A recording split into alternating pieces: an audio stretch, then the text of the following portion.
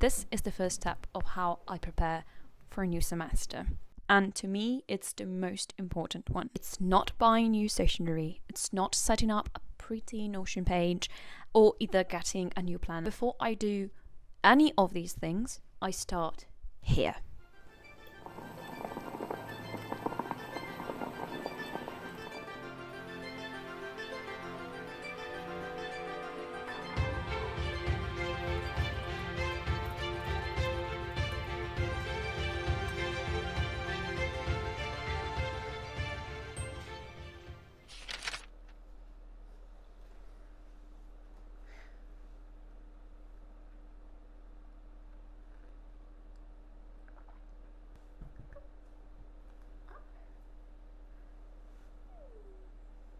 It's me, Mars. Hi, and this is Ermal, and welcome to this little corner of the internet. It's the first week of August, which means that it's really time for me to start preparing for the new semester. Do some readings, studying, researching a little bit, organizing, but especially I need to do those readings. I really think that reading in advance is the key to stay on top of things during the semester. It's not even about being a step ahead of your peers or your classmates. It's really just about avoiding all the stress and the anxiety. Okay, alright. That will inevitably arise as soon as the exams are approaching. So in this video, you will see me do exactly this. So preparing for these 2 months of reading and studying in preparation for my new and last semester of my master's degree in English. So I guess that this is not your typical traditional back to school kind of video. I won't be showing you how I organize and I plan for the new semester. Today we are just going to focus on something that I think it's crucial for your well-being in an academic setting, which is do your things in advance. So that is what you're going to see in this video. But I need to mention before we start that this is actually a 2-part video. In the second part, I will be showing you how I actually organize, plan and prepare for the new semester using my Google Calendar, my new planner, which should arrive today. And I will show you what I usually do at the beginning of every new academic year and semester. But in order to make that video, I actually need my department to publish the new class schedules and the timetables, which notoriously takes them ages to do, so we will have to wait for them to publish those. I think that is going to be a very interesting video, so if you want to see it, you already know what to do. Just saying. Do you have anything to add?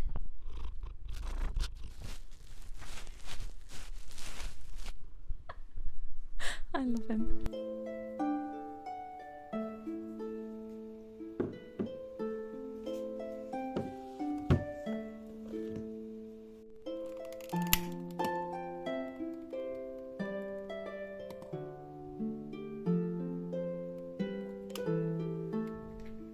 Now, I know that it might sound a bit early to start now, especially since the new year starts in October for me. There are 2 main reasons why I feel like now is the perfect time for me to actually start. First, I know how much time I need in order to get anything done. I am a very slow reader and an even slower learner, so I do need that time to properly process everything that I'm reading. And believe me, I have some very heavy readings, which ties actually to the second reason why I want to start now that it's August. I already know some of the readings that are required of me, and let me tell you, they are heavy. So I not only need my personal time to read them, but I also need the physical actual time to go through them, because these are long readings, they are heavy readings, they're difficult readings, and I really want to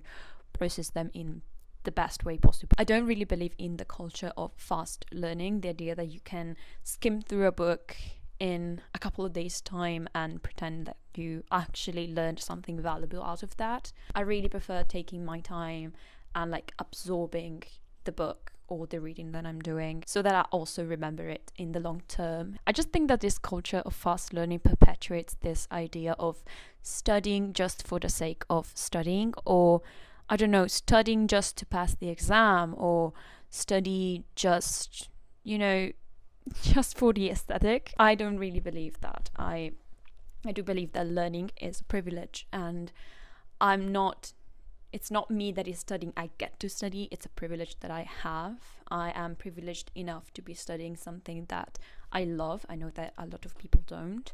I am privileged enough to have my family supporting me both like emotionally and financially. So I don't really see why I should just try to do everything faster just for the sake of saying, oh, I did it faster. All of that to say that I really believe that taking your time with your books, with your readings, with the things that you're learning is really, really important. Also, this is going to be my last year of my master's degree in English, and all of this situation is kind of bittersweet to me. Maybe that's also why I am so eager to start.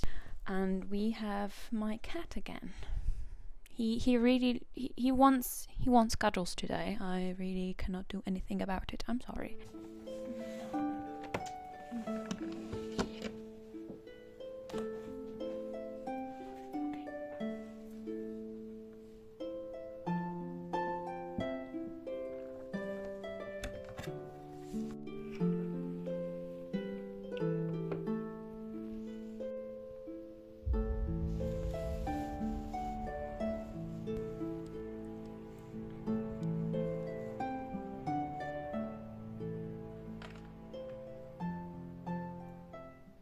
So the first thing that I would do is checking the syllabi and the programs for all the courses that I will be attending this semester. Professors won't usually write a section for preparatory work to do, at least not in my department. They will write either a list of the textbooks on which the classes will be based on, or in my case, more likely a list of the novels, the poems, or other books that will be analysed in class, or any additional critical material. So I will be focusing primarily on these last group of readings, so novels, books, poems, unless it's extremely clear that you have to read the textbook before the course even starts. And while I do this, I will also take notes, and I will be writing a list divided by course in my Notion page with all of the assigned readings, just so I have a list to look at. Also, if you are interested, I can show you how I organized my Notion in the second part of this video, so let me know if you would like that.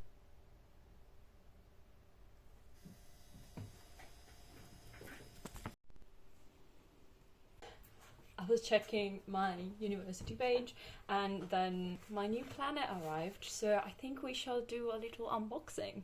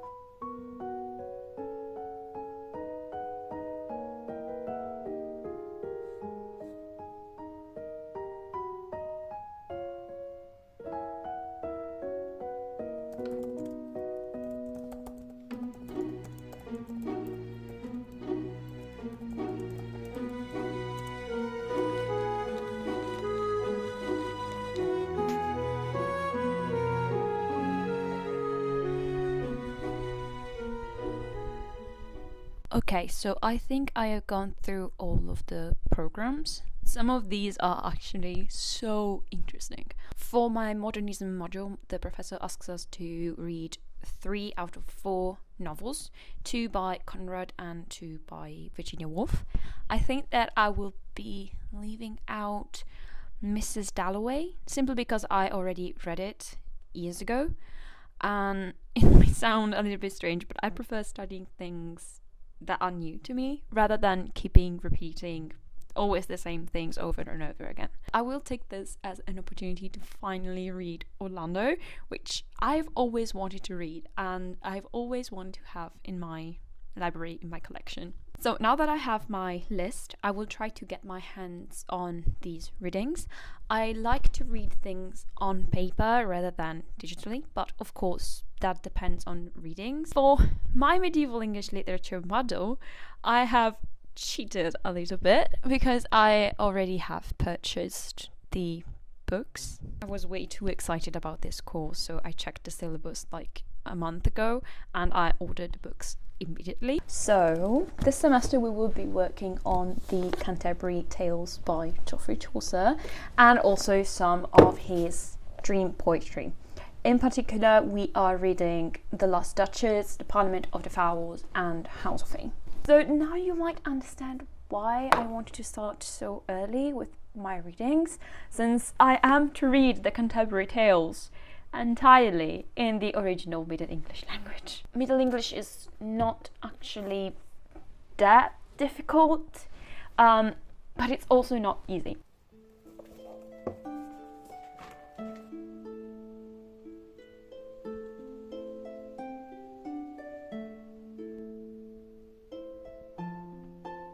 This is how I usually approach my readings. I read the actual text as I would do any normal novel or poem.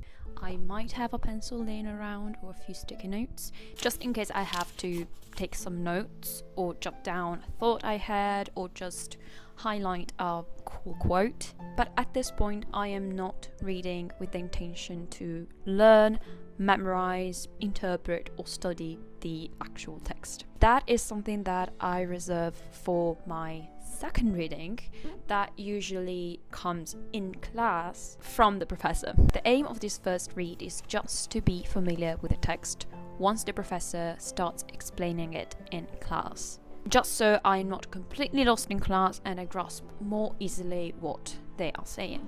Now, this is the case for my novels and poems, but what about critical readings like essays, chapters of textbooks or manuals?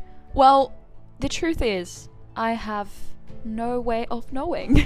At this point, I really do not know what the professor wants me or us to do with those readings. Are they just supplementary readings? Do I have to be able to quote them directly, or are they just fun, nice to know? I really cannot tell that right now, so what I would do at this stage is simple, traditional, and sometimes even considered useless. I read, I highlight, I simplify, and I summarize. That is literally all I am able to do at this point. And then once it's clear to me what the professor might want me to do with those critical readings, I would use the summaries instead of the original article to study them the way I am expected to.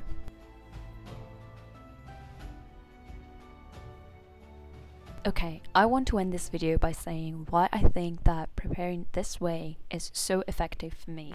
So this is the first step of how I prepare for a new semester, and to me it's the most important one. It's not buying new stationery, it's not setting up a pretty Notion page or either getting a new plan. Before I do any of these things, I start here with my readings, with my summaries, just me and the old-fashioned ways, which are old for a reason, and the reason is they work. At the beginning of the video I told you that starting so ahead with these things is not about getting ahead, it's not to brag in class about the readings that I did over the summer. It's about managing stress and anxiety so that when the exam comes and I open my notebook with all of my notes, I'm not being choked by the amount of notions that I have to learn, because I am familiar with them. I have already solved those things at least twice. Once during my summer readings and then in class. And let me be clear, this is a lot of work and it does take time. And I'm also going to be honest, I was not doing any of this during my bachelor's degree, and I now wish that I had started preparing this way at that time. It would have saved me a lot of tears. So, I have finished my coffee, which takes us to the end of this video. I hope you liked it. I hope it inspired you to start studying some of those materials, and I also hope that it got you even a little bit excited about the new semester. I wish you a wonderful day, and I hope to see you in the next one. Bye.